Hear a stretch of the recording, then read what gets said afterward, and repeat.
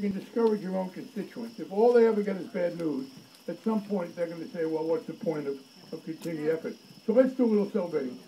What President Obama did, in a very creative way, by putting Elizabeth Warren in charge of the consumer agency, the best thing that has happened to consumers in, I think, at any one time in the country. So it's hard to defend consumers because our politics is a producer-oriented politics, and that's not something that's conspiratorial. It is that most people have one or two sources of income and hundreds of sources of outgo. And it's easier to maximize and organize them around that one central theme. But we finally reached the point because of the negative impact of bad consumer practices, not just on the individuals, but on the whole system, the mortgages, but also credit cards, that we reached critical mass. And I'm very proud of that bill, that Consumer Financial Protection Agency. Let me tell you, Elizabeth Warren said when the committee that I chair passed the bill, they told me not even to try because the banks always win, but they didn't win today. Now, having said that, I want to say, I just wish we shouldn't say just banks. In fact, banks, many banks, particularly community banks, have a legitimate complaint because they have generally been run in a much more responsible way. If only deposit-taking institutions, technically known as banks, had made mortgage loans, and credit unions, both of those regulated entities, if they were the only ones that made mortgage loans, we wouldn't have the crisis. The crisis came from a failure of regulation, and we have, I think, resolved that.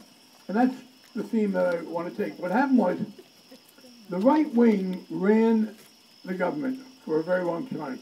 People forget this. But from 2001 through 2006, the Republicans had the White House, the House, and the Senate. There were a few months in 2001 where we got the Senate back, but before anything had happened, that was obliterated in its effect by 9/11. So they had that period from 2001 to 2006 was the longest period of single-party control of the presidency, the House, and the Senate since Lyndon Johnson went out of office in 1968. And they used their power effectively to their credit. Here's what they did. First of all, they made sure that there was no effective regulation of any aspect of the financial system. And the problem, by the way, was not so much deregulation as non-regulation. That is, it's not that they went and undid rules that were in place. It is that as the society was evolving, as new financial forms were coming up and they were taking a powerful course, they refused to do any rulemaking. So what we had, by the admission of George Bush's financial chiefs, Henry Paulson, the Secretary of the Treasury, Ben Bernanke, the Chairman of the Federal Reserve, in the last year of the Bush administration, the failure to regulate brought this country very close to a cataclysm as bad as the Great Depression. These are Paulson and Bernanke's words.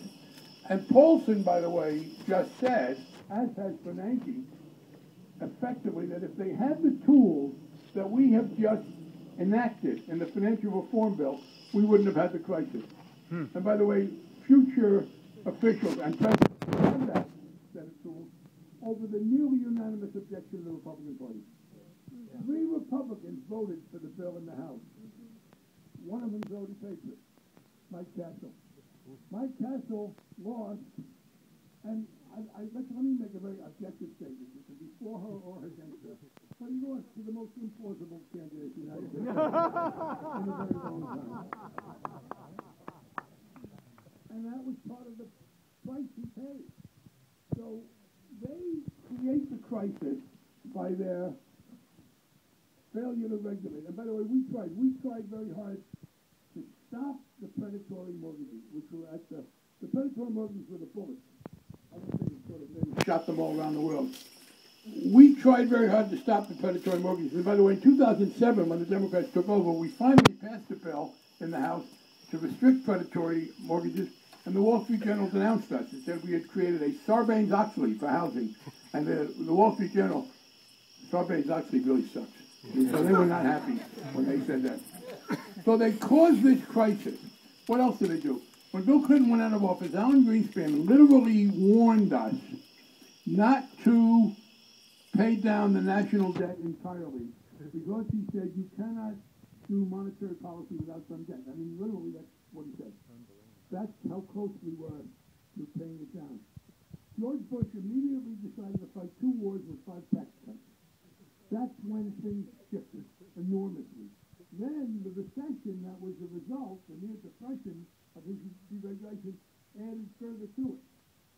So what Barack Obama inherited was a terrible mess. He made one mistake, though.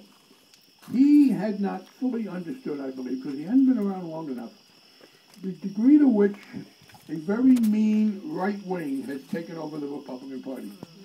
And that wasn't always the case. I'll tell you, by the way, this rightward move of the Republican Party, us New Jerseyans, you know, I grew up in St. Owens, have some of the blame for that. Because the first shot that was fired to bring down the moderate Republican, anybody remember what it was? Jeff Bell against Chris Case in 1978. Jeff Bell brought down Chris Case, and then they got Jake Javits.